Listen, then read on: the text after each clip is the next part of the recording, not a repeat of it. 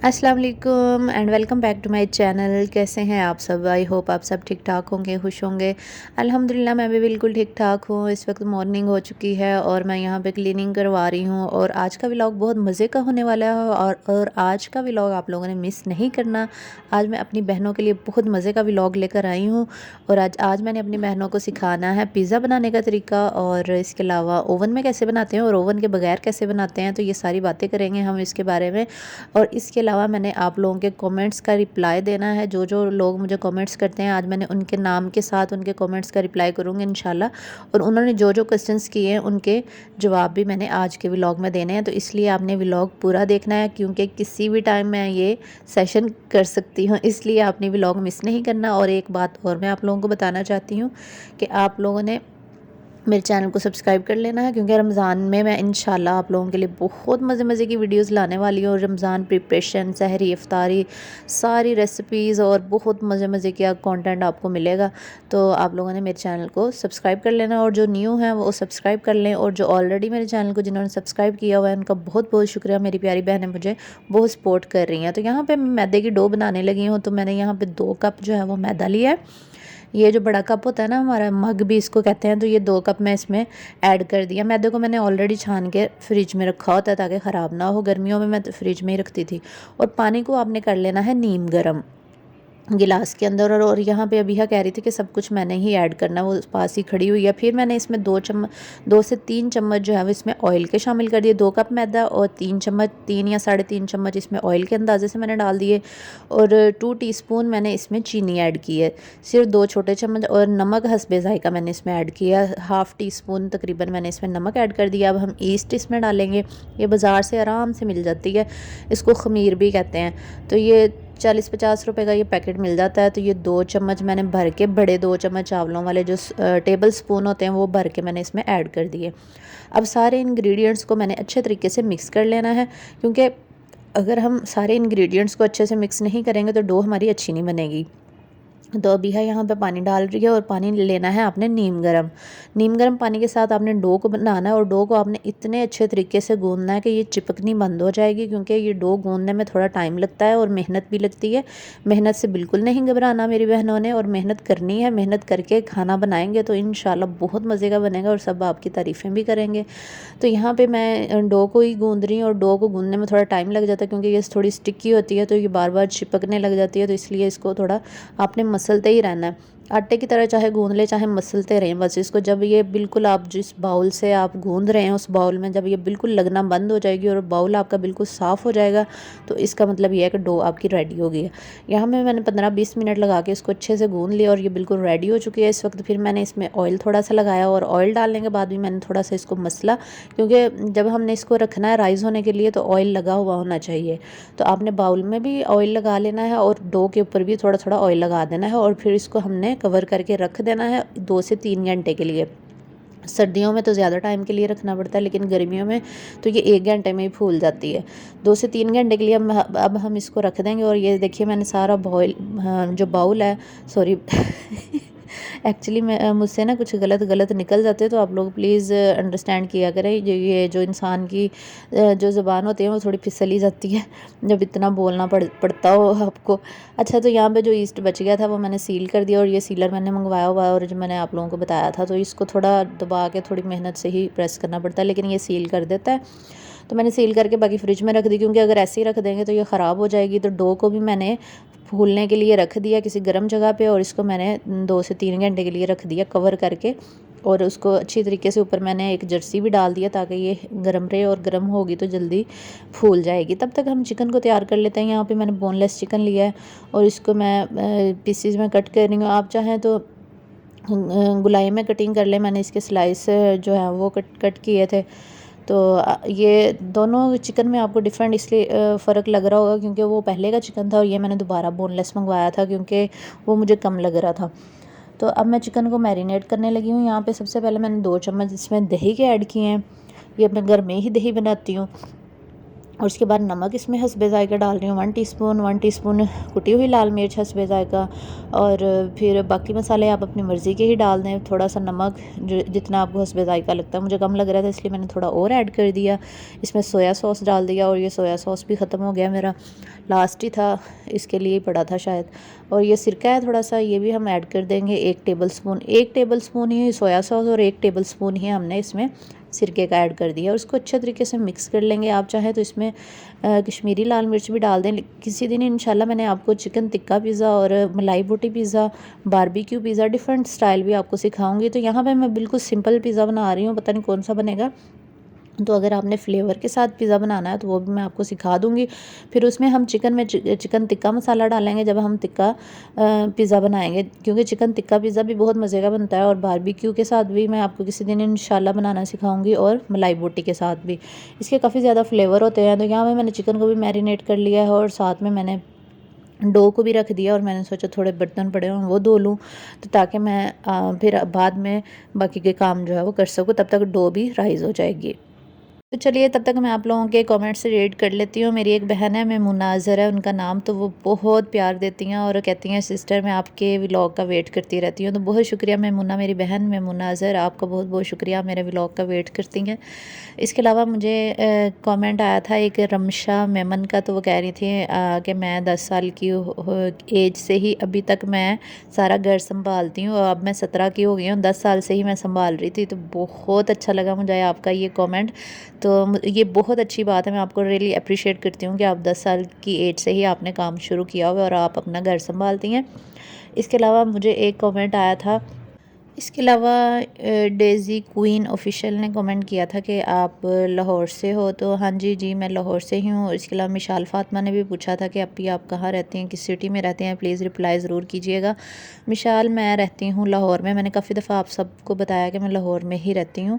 और नूरुलाइन ने कमेंट किया था कि अप्पी चैनल को शाउट आउट देना है। नूरुलाइन वसीम चैनल है, आपने इनका चैनल विज़िट करना है।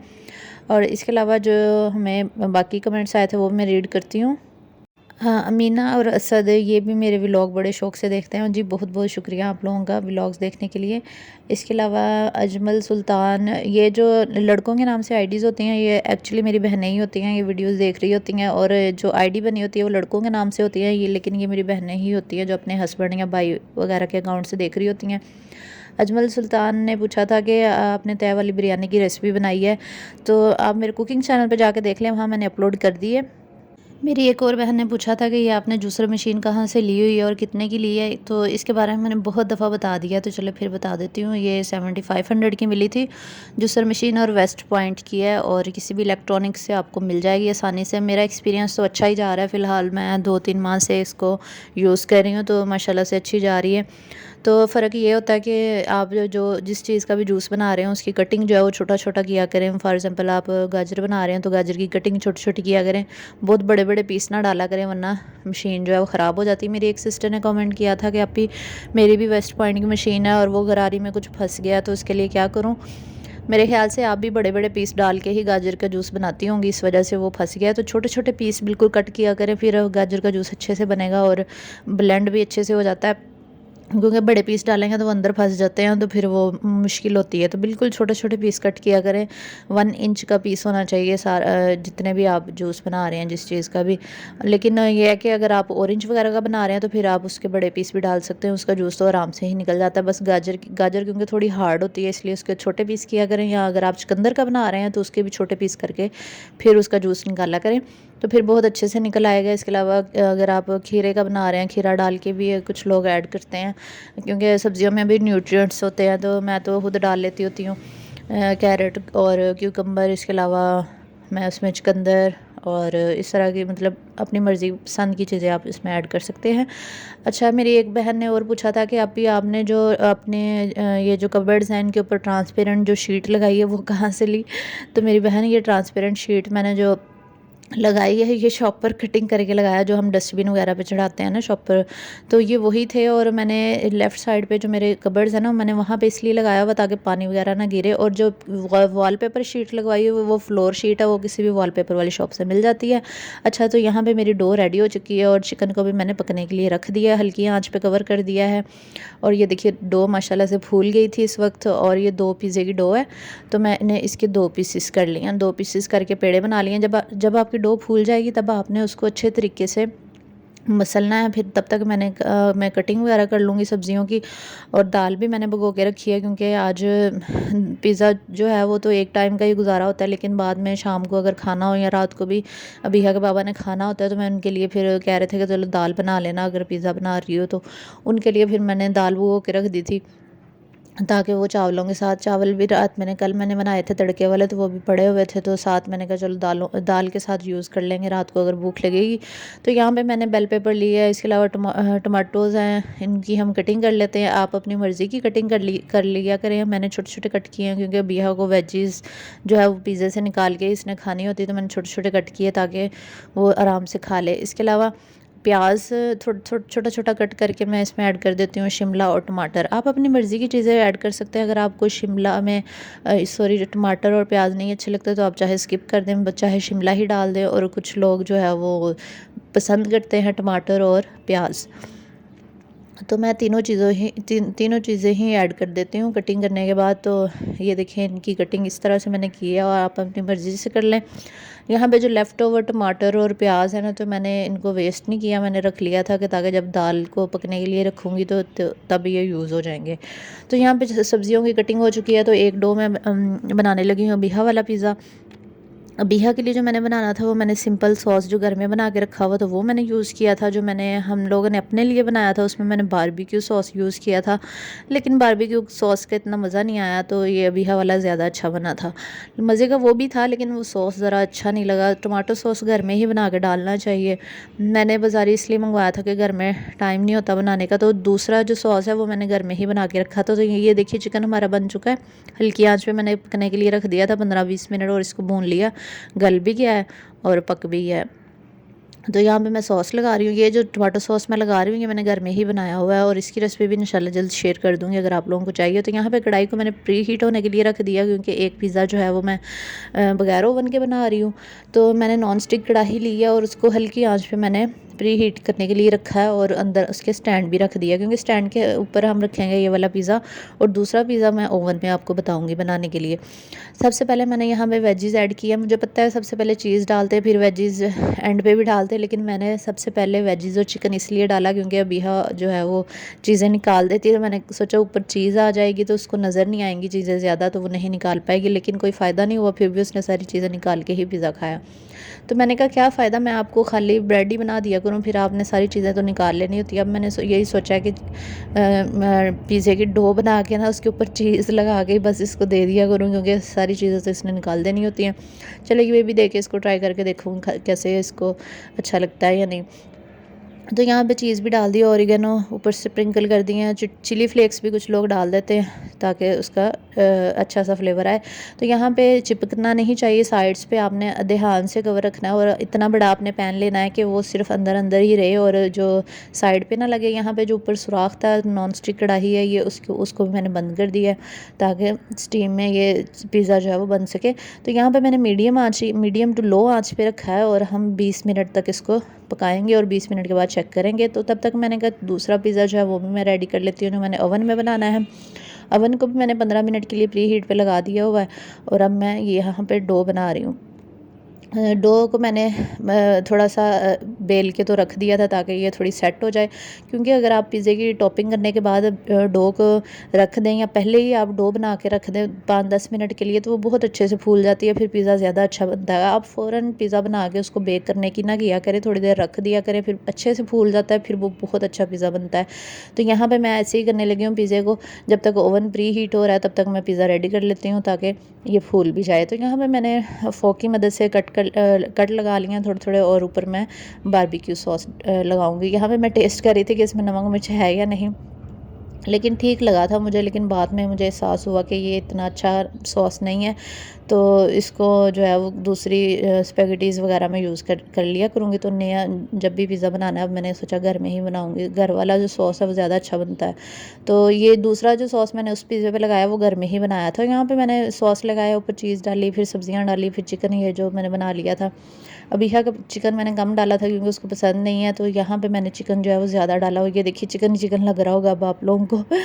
तो यहाँ पे चिकन ज़्यादा डाल दिया और फिर उसके ऊपर मैंने डाली चीज़। और चीज़ अपनी मर्ज़ी से आप डाल लें, अगर आपको ज़्यादा पसंद है ज़्यादा डालें, वैसे ज़्यादा चीज़ का ज़्यादा अच्छा पिज़्ज़ा बनता है। तो यहाँ पे चीज़ डालने के बाद मुझे लगा कि चीज़ कम लग रही है, फिर मैंने थोड़ी और इसके ऊपर श्रेड कर दी थी। ये जो कटर होता है ना श्रेड करने वाला, ये मैंने ये बहुत ख़राब हो गया, बस गुजारा ही है। मैं न्यू जाऊँगी ना इंशाल्लाह बाज़ार, तो ज़रूर लेकर आऊँगी। काफ़ी अर्सा हो गया मेरा बाज़ार चक्कर भी नहीं लग रहा, सर्दी की वजह से निकला भी नहीं जा रहा। और इसके अलावा तो ये देखिए पिज़्ज़ा माशाल्लाह से रेडी हो चुका है। तो जब तक ये वाला पिज़्ज़ा बनता है तब तक मैं इसको भी रख देती हूँ ओवन के अंदर। तो यहाँ पे एंड पे मैंने थोड़ी थोड़ी शिमला टमाटर वगैरह भी लगाए थे खूबसूरती के लिए।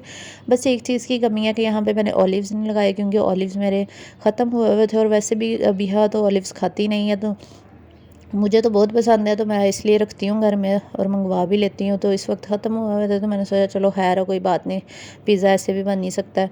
सिर्फ ऑलिव्स की कमी है और किसी चीज़ की कमी नहीं है, बाकी सेम ओरिजिनल पिज़्ज़ा है। और एंड पे मैंने ऑरिगेनो लीव्स इसके ऊपर स्प्रिंकल किए हैं। ऑरिगेनो लीव्स लाजमी डाला कर, इससे बहुत अच्छा फ्लेवर आता है, क्योंकि ये पिज़्ज़े का हिस्सा है। इसके अलावा जो कुटी हुई लाल मिर्च होती है ना, ये वाली जो मोटी मोटी सी होती है, चिली फ्लेक्स जिसको कहते हैं, तो वो भी ऊपर छिड़कनी ज़रूरी होती है। इससे पिज़्ज़ा का जो टेक्सचर है ना वो बहुत अच्छा होता है। इसके अलावा फ्लेवर अच्छा आता है, थोड़ा स्पाइसी स्पाइसी भी आता है, नहीं तो बहुत लाइट बन जाता है। तो ये देखिए पिज़्ज़ा माशाल्लाह से हमारा रेडी हो चुका है। टूथपिक की मदद से मैंने इसको चेक किया है, तो चीज़ भी मेल्ट हो गई है, डो भी अच्छे से पक चुकी है।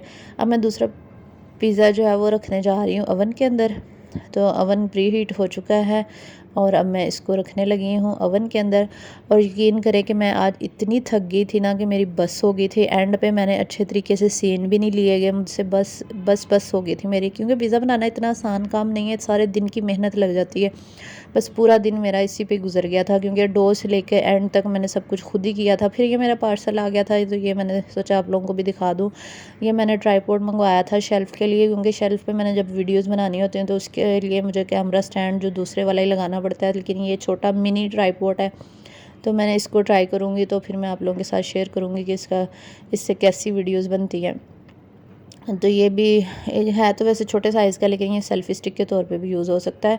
तो यहाँ पे बिहा का पिज़्ज़ा रेडी हो चुका है, तो मैं इसको कट कर रही हूँ। तो माशाल्लाह से बहुत अच्छा, बहुत मज़े का बना था। इसकी जो क्रस्ट है वो बिल्कुल सही क्रिस्पी और क्रंची ही बनी थी। और हमारे वाला पिज़्ज़ा भी रेडी हो चुका निकालने का, बाकी सारे सीन्स मैंने नहीं लिए क्योंकि मैं बहुत ज़्यादा थक चुकी थी। तो ये पिज़्ज़ा मैं कट कर रही हूँ, यहाँ पे देख लीजिए कैसा बना है। तो ये वो ट्राईपॉड है जो मैंने दोबारा लगा के टेस्ट कर रही थी कि कैसे रिज़ल्ट आता है। तो बस ये इस तरह वीडियो जो है वो बनेंगी। तो अच्छा है वो ट्राईपॉड, ज़बरदस्त है। तो पिज़्ज़ा हमारा बहुत मज़े का बना था, तो हम लोगों ने फिर पिज़्ज़ा एंजॉय किया।